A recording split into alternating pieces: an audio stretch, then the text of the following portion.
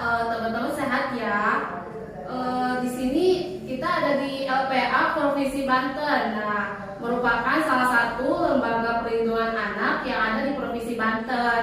Nah, LPA ini ada untuk melayani masyarakat di setiap saat, yang setiap melindungi hak anak-anak yang ada di Provinsi Banten ini ya Pak. Betul. Nah, kali ini ada yang berbeda nih Pak di LPA Provinsi Banten, yaitu podcast. Nah, podcast ini merupakan program terbaru di LPA Provinsi Banten. Dan pada kesempatan kali ini bersama saya Putri Uswatun Hasanah yang menjadi pemandu podcast pada hari ini. Tentunya Putri nggak sendirian loh Pak ya. Di sini Putri ditemani oleh narasumber yang hebat juga nih. Ada dari Ketua Lembaga Perlindungan Anak. Halo Pak Gunawan. Halo, assalamualaikum warahmatullahi wabarakatuh. Halo Pak, apa kabar? Alhamdulillah sehat. Alhamdulillah ya Pak, sehat selalu. Bapak kegiatan di selain di LPA ini apa aja sih Pak? Kalau kegiatan saya sendiri secara pribadi memang selain di LPA menjadi relawan, menjadi pengurus di LPA Provinsi Banten, juga menjadi akademisi, ikut mengajar di kampus ya, termasuk di ada beberapa kegiatan-kegiatan yang kaitannya dengan dunia profesional ya. Oh, berarti Bapak ini dosen juga ya? Ya, betul. Lumayan sibuk ya teman-teman, Bapak ketua kita ini di LPA. Betul. Nah, selain dosen-dosen, Bapak aktif juga kali ya di organisasi apa di mana? Ya, di beberapa organisasi, salah satunya di Ikatan Dosen, ada di Ikatan Dosen Republik Indonesia Provinsi Banten sebagai sekretaris. Kemudian di kelompok informasi masyarakat Provinsi Banten juga, nah itu menjadi pengurus lah ya di Badan Pengurus Harian. Bisa disimak ya teman-teman, Bapak ini sangat hebat sekali ya. Oke teman-teman, podcast kali ini kita akan mengikuti tuntas LPA Provinsi Banten. Nah, sebelum kita mengikuti LPA Provinsi Banten ini, didirikannya pada tanggal berapa sih Pak? Nah, kalau LPA Provinsi Banten ini mulai berdiri di tahun 2010. LPA Provinsi Banten mulai berdiri tahun 2010 dengan ketua pertama Ibu Yaya. Nah, Ibu Yaya kemudian dilanjut oleh Pak Lutfi di tahun selanjutnya. Kemudian ada Pak Iib Saprudin yang kemudian menjadi ketua, kemudian kembali PAUD lagi, baru kemudian di tahun 2021 baru Bapak yang menjadi ketua. Ya. Jadi PAUD itu 2 kali ya Pak ya? Iya, PAUD Lutfi itu 2 kali. Iya. Berarti udah 11 tahun ya Pak ya, LPA Provinsi Banten ini udah didirikan ya? Betul, sudah 11 tahun. Lumayan lama ya teman-teman LPA ini. Kalau boleh tahu nih Pak, struktur pengurus di LPA Provinsi Banten ini siapa saja, dari mulai sekretaris, bendahara, staf-stafnya gitu Pak? Ya, di LPA Provinsi Banten ini sendiri memang ada beberapa pengurus ya yang memang aktif di dalamnya. Kalau di Badan Pengurus Harian itu sudah pasti ada ketua, sekretaris dan bendahara, ada Pak Muhammad Suwaidi di sekretaris, kemudian ada bendahara, ada Ibu Arlina Yulianis. Kemudian di bidang-bidang ini yang cukup banyak rekan-rekan pengurus, ada bidang pemenuhan hak anak, kemudian ada bidang advokasi hukum, ada bidang sosialisasi promosi hak anak. Ini jumlah masing-masing dari struktur yang ada itu masing-masing menjadi wakil ketua. Jadi di kepengurusan ini tidak ada anggota, yang ada ketua, sekretaris, bendahara, kemudian masing-masing pengurus yang lain itu ada 14 yang lainnya itu menjadi wakil ketua. Jadi wakil ketua bidang pemenuhan hak anak, wakil ketua bidang advokasi hukum, kemudian wakil ketua sosialisasi promosi, ini wakil-wakil ketua ya. Nah, di bidang-bidang yang lain ada 12 orang, masing-masing di dalamnya ada akademisi, kemudian ada lawyer, kemudian ada ibu rumah tangga, ada juga yang memang aktif menjadi akademisi ya, dosen dan sebagainya, termasuk ada beberapa yang menjadi wartawan. Nah, jadi teman-teman pengurus di LPA Provinsi Banten hari ini lumayan lengkap dan masing-masing di dalamnya punya tupoksi yang berbeda-beda karena dalam penanganan beberapa kasus yang nanti melibatkan pengurus di dalamnya akan ada pendampingan baik itu secara psikologis, ada psikolog anaknya juga, kemudian pendampingan hukum dan lain sebagainya. Nah, pengurus insya Allah bisa memaksimalkan potensi mereka untuk bisa memberikan perlindungan terbaik kepada anak-anak di Banten. Nah, tadi kan Bapak kan kayak pengurus itu udah ada tupoksinya sendiri-sendiri. Nah, apakah pengurus juga suka kayak ke kampung-kampung gitu Pak, ke mana gitu untuk mensosialisasikan kepada anak-anak gitu? Iya, tentu saja di LPA Provinsi Banten ini punya 3 fungsi. Fungsi pertama itu untuk memberikan pendampingan, baik itu pendampingan psikologis maupun pendampingan hukum ya. Kemudian LPA juga menjadi basis data, pusat data. Nah, pusat data, data-data yang memang kita dapatkan dari berbagai kasus yang ada, kemudian kita kumpulkan menjadi sebuah data yang kemudian kita bisa memberikan informasi dan kebijakan-kebijakan lain terkait dengan yang ada di Provinsi Banten. Nah, yang ketiga itu usaha preventif. Nah, usaha preventif ini bentuknya lebih kepada sosialisasi. Sosialisasi datang langsung ke daerah, datang langsung ke kampung dan sebagainya yang memang masyarakat bisa meminta kepada LPA Provinsi untuk menjadi narasumber. Ada banyak program nanti yang memang berkaitan dengan sosialisasi. Salah satunya ketika ada bencana, ada upaya trauma healing yang dilakukan oleh LPA Provinsi untuk bisa mengajak anak-anak yang ada di lokasi bencana melupakan sementara sehingga mereka bisa bergembira. Ini upaya-upaya dalam bentuk datang ke kampung-kampung yang ada di berbagai daerah di Provinsi Banten. Nah, tadi kan program tadi udah disebutkan nih sama Bapak ya.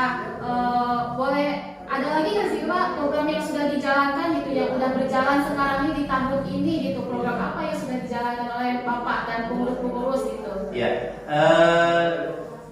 di kepengurusan yang baru ini kita baru dilantik di tanggal 16 September 2021. Nah, selama sejak proses pelantikan tersebut sampai hari ini beberapa program yang sudah dilakukan itu diantaranya yang pertama pendampingan pelaporan ya, ketika ada masyarakat yang melapor maka akan diberikan proses asesmennya, kemudian pendampingan advokasi dan sebagainya. Kemudian ada juga program relawan sahabat anak. Nah, program relawan sahabat anak ini yang nantinya akan mendorong warga atau mendorong masyarakat untuk ikut berpartisipasi dalam program perlindungan anak. Jadi gerakan perlindungan anak itu tidak cuma menjadi gerakan individu saja, tapi kemudian menjadi gerakan masyarakat. Jadi kalau kami istilahkan perlindungan anak itu bukan cuma tugas keluarga, tapi kampung yang ada di daerahnya. Jadi melindungi anak itu bukan cuma sekeluarga saja, tapi sekampung. Maka ada program-program relawan sahabat anak yang nanti akan menunjang berbagai program-program gerakan perlindungan anak yang ada di Banten. Termasuk ada beberapa program-program lain, sosialisasi ke sekolah, kemudian sosialisasi ke kampung dan sebagainya. Beberapa kali kemarin kita ada sosialisasi ke daerah Keragilan, kemudian nanti ada sosialisasi juga ke daerah Tangerang dan sebagainya. Termasuk teman-teman yang ada di kabupaten kota, itu kita sudah punya LPA di sana di kabupaten kota. Beberapa rekan-rekan LPA itu datang langsung ke lokasi-lokasi yang itu menjadi titik kasus yang terjadi. Misalnya kemarin rekan-rekan dari Pandeglang, LPA Pandeglang datang langsung ke daerah Sumur.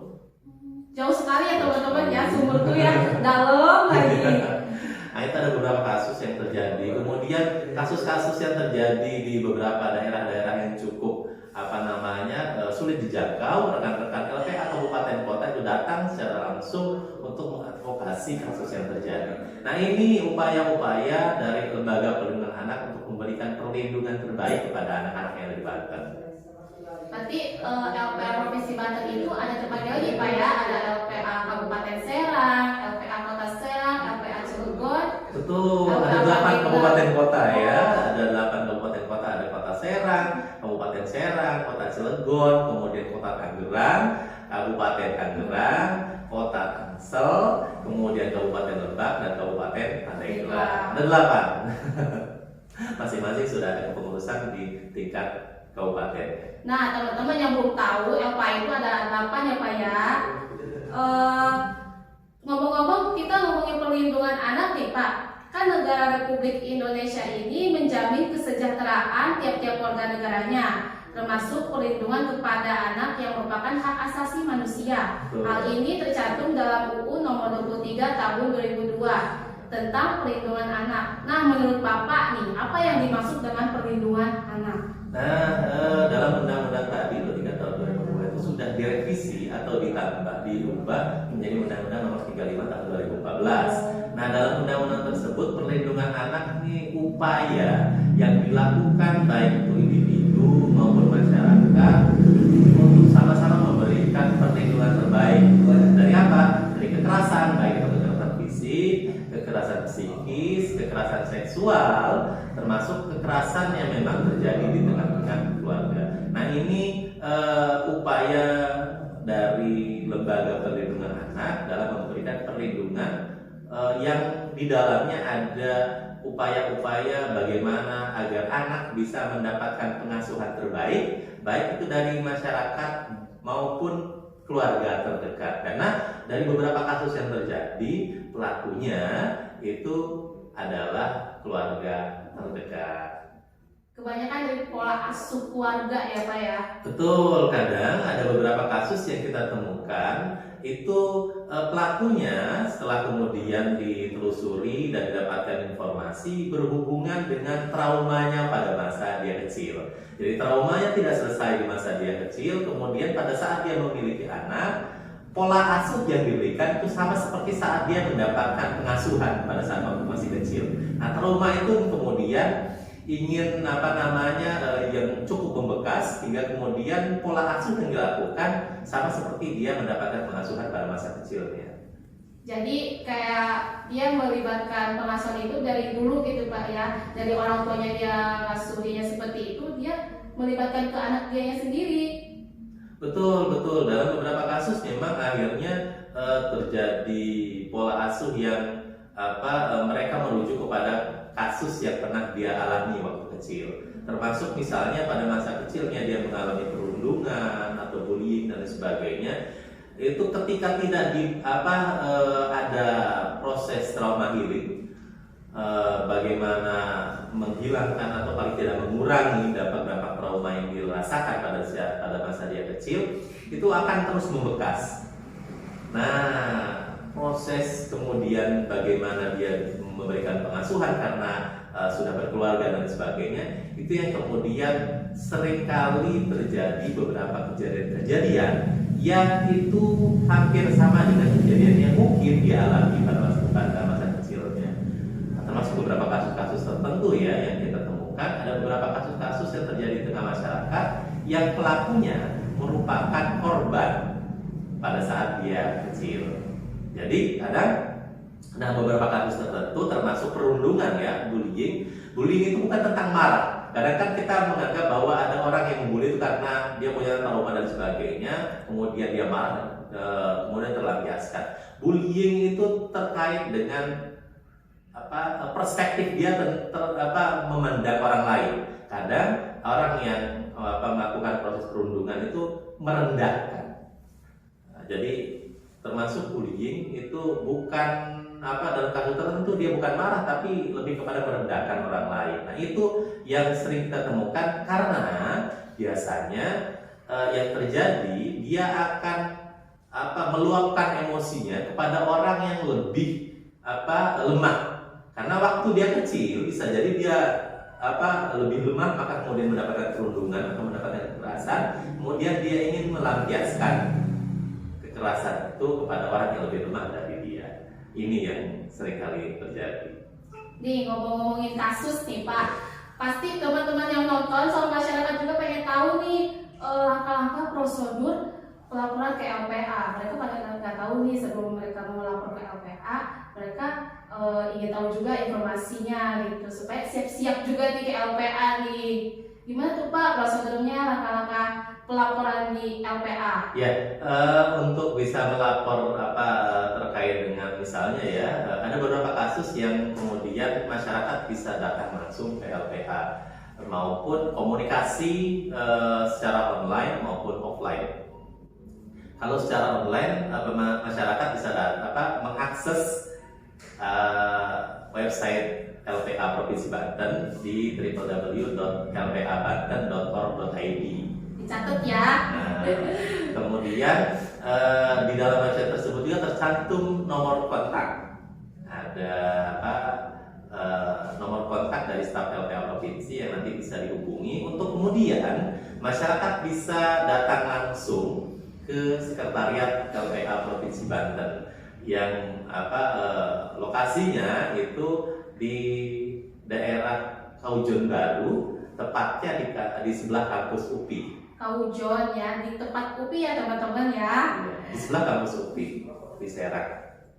Nah, ketika nanti masyarakat akan melaporkan, biasanya nanti yang akan informasikan tentu saja baik itu sebagai pelapor maupun dari keluarga. Nanti kita akan meminta data-data terkait dengan korban. Apa hubungan pelapor dengan korban? Kemudian siapa terlapornya? Nah, korbannya usianya berapa? Nah, yang pertama yang ingin kami sampaikan kaitan dengan anak. Sesuai dengan Undang-Undang Perlindungan Anak Nomor 35 Tahun 2014 perubahan tadi ya. Ini anak adalah orang yang masih berumur 0 tahun sampai dengan usia 18 tahun. Jadi termasuk anak dalam kandungan. Jadi ketika ada hal-hal yang menurut masyarakat itu terkait dengan kekerasan terjadi terhadap anak-anak di rentang usia tersebut, maka masyarakat bisa datang dan berkonsultasi terkait dengan kasus yang terjadi. Itu datang langsung ke LPA, nanti akan ada data-data yang kami minta, kemudian nanti akan ada proses pendampingan. Nah, pertama yang kami lihat terlebih dahulu kasusnya terkait dengan apa? Apakah kasus kekerasan? Beberapa kasus kami terima itu ada kasus hak asuh, karena ada orang tua yang berpisah, kemudian anaknya ini nanti ikut ke bapak atau ikut ke ibu atau dua-duanya ingin mengasuh. Nah, ini yang kemudian seringkali dikonsultasikan dalam beberapa kesempatan. Ini yang seringkali dalam beberapa kesempatan ketika ada laporan itu masuk, maka kami arahkan pelapor tersebut untuk datang ke sekretariat LPA Provinsi Banten. Nah, jadi pada intinya teman-teman yang ingin melapor ke LPA langsung datang aja ke sekretariat LPA Provinsi Banten. Nanti pas teman-teman ada di LPA Provinsi Banten nanti diarahkan oleh sekretariat di LPA Provinsi Banten. Nah Pak, sudah melapor nih ya Pak. Terus gimana kalau misalnya si korbannya itu tidak mau ngomong gitu Pak, nggak mau berbicara gimana kejadiannya gitu. Kadang kan anak-anak tuh susah banget untuk terbuka karena mereka ada trauma. Betul. Bagaimana tuh? Di awal biasanya anak-anak ketika dibawa ke LPA, biasanya anak-anak sudah pernah bercerita ke orang tuanya terlebih dahulu, karena misalnya mengalami sakit, ada memar dan sebagainya. Orang tuanya bertanya di rumah, kemudian nanti anaknya bercerita walaupun itu terpaksa karena akan terbayang ya trauma-trauma yang terjadi sebelumnya terkait dengan kekerasan yang ada. Nah, orang tua bisa menceritakan terlebih dahulu kaitan dengan apa yang sudah terjadi terhadap anak yang menjadi korban tersebut. Kemudian nanti dari cerita orang tua tersebut kami masukkan ke dalam kronologis kejadian yang ada. Tapi nanti ketika memang anak dalam kesempatan tersebut tidak bisa mengungkapkan dan sebagainya, maka nanti LPA Provinsi Banten akan mengarahkan pendampingan tersebut melalui pendampingan psikologis. Jadi ada psikolog anak yang kemudian mendampingi korban dalam hal ini untuk kemudian bercerita, kemudian menumpahkan apa yang selama ini disimpan oleh korban tersebut, sehingga nanti itu bisa melengkapi isi laporan yang memang menjadi data awal untuk melakukan proses pendampingan. Nah, udah gitu nih Pak nih ya, Putri penasaran juga nih sebenarnya nih. Udah di jalur hukum nih, apakah di setiap keluarga itu semuanya jalur hukum? Apa ada yang berdamai? Apa gimana itu Pak? Ya, dalam SPPA ya, dalam Sistem Peradilan Pidana Anak disebutkan bahwa ada upaya diversi.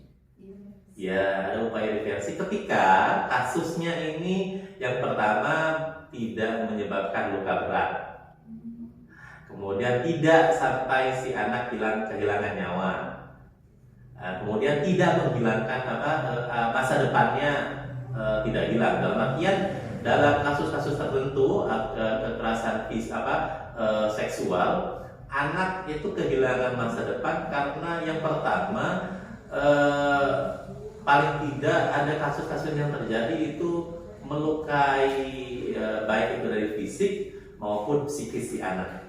Nah, kekerasan seperti ini yang kemudian tidak bisa dilakukan proses diversi. Proses diversi ketika misalnya ada kasus yang terjadi, ada teman sebaya. Ya, misalnya saya umur 12 tahun, teman saya umur 12 tahun, karena masalah handphone misalnya kita ribut, berantem misalnya. Nah, ada upaya diversi selama itu tidak ada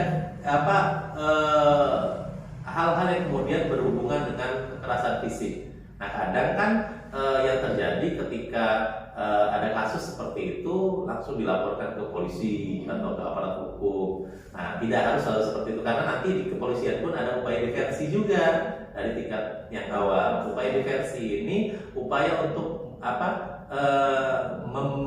memberikan rasa adil antara pelaku dan juga korban misalnya, atau dua orang yang memang terlibat, baik itu karena anak itu bisa sebagai pelaku. Kalau anak berhadapan dengan hukum ya, anak berhadapan dengan hukum itu bisa disebut sebagai pelaku, korban maupun saksi. Nah, jadi ada tiga bagian yang memang anak ketika berhadapan dengan hukum bisa menjadi sebagai korban maupun saksi ataupun menjadi pelaku. Nah, upaya-upaya seperti ini dilakukan oleh LPA Provinsi Banten. Jadi tidak harus selalu sampai ke ranah hukum selama kasusnya tidak berat ya, ringan, kasusnya masih kasus ringan. Tapi kalau sudah kasus berat, maka tidak ada kompromi di LPA Provinsi Banten, termasuk rekan-rekan di LPA Kabupaten Kota juga, untuk mendorong agar proses ini ditindaklanjuti di tingkat hukumnya. Karena dalam beberapa kasus yang terjadi ketika ada anak yang misalnya mendapatkan kekerasan fisik oleh orang dewasa, apalagi sampai kemudian luka berat, secara psikis juga terganggu, terguncang, maka penting untuk kita kemudian mendorong upaya-upaya hukum ini dilakukan. Putri mau nanya lagi nih Pak, identitas klien itu sama pelaku korban itu disebarluaskan apa ditutup-tutupi itu Pak? Kalau dalam SPPA ya, dalam SPPA itu sendiri ada identitas korban itu dirahasiakan dalam artian ketika ada anak yang memang itu menjadi korban, maka identitasnya ini hanya inisial saja, termasuk dengan alamat rumahnya terbatas sampai di tingkat kecamatan saja, tidak sampai kemudian alamat rumah, kemudian sekolahnya di mana, siapa nama orang tuanya, itu tetap dirahasiakan. Jadi dalam beberapa kasus ini tidak sampai terbuka. Termasuk tadi ya masyarakat juga tidak, kemudian jangan khawatir dalam beberapa kasus yang terjadi, data yang kami miliki itu tersimpan rapi, tidak kemudian dipublikasi selama memang dalam data-data tersebut tidak ada hal-hal yang kemudian menjadi konsumsi publik ya. Tapi dalam beberapa kasus tertentu, ketika misalnya kasus ini perlu untuk kemudian dibuka ke masyarakat umum untuk menjadi pembelajaran bersama, tapi tetap dengan menjaga kerahasiaan identitas ya anak, baik itu pelaku, korban maupun saksi. Kerahasiaannya tetap terjaga, tapi selama data tersebut masih tersimpan, hanya kasusnya saja yang kemudian menjadi informasi kepada masyarakat bahwa ini sebagai pembelajaran ke masyarakat. Nah Pak nih, pelapor itu harus keluarga aja, apa orang lain juga boleh? Misalnya anak kecil itu deket sama temennya lapor, apa boleh apa tidak, apa harus keluarga aja gitu? Ya. Ada upaya dari pemerintah hari ini untuk mendorong anak-anak menjadi pelapor dan juga menjadi pelopor. Ketika ada kasus yang terjadi dan itu adalah bukan sebaya, anak-anak juga bisa untuk melapor. Jadi tidak harus selalu orang tua atau orang terdekat, karena kasus yang memang terjadi, apalagi itu melibatkan kasus kekerasan terhadap anak, itu dalam upaya hukum juga LPA bisa menjadi pelapor, kemudian warga juga bisa menjadi pelapor, yang itu demi kepentingan si anak. Jadi siapa aja boleh melapor untuk kepentingan anak. Ya. Nah, oke teman-teman, dari yang kita bahas tadi ya Pak, tentang LPA, cara lapor, bagaimana bisa ke jalur hukum, itu sudah dijelaskan oleh Pak Gunawan. Dan jangan takut untuk lapor karena LPA selalu ada untuk masyarakat. Dan jangan lupa kepada teman-teman untuk terus mendengarkan episode selanjutnya yang tak kalah seru. Bagi teman yang ingin kirim saran dan kritik, boleh dikirim lewat DM IG @LPA Provinsi Banten. Akhir kata, Putri pamit dan terima kasih juga pada Pak Gunawan yang sudah menemani Putri di sini ya. Terima kasih banyak teman-teman. Wassalamualaikum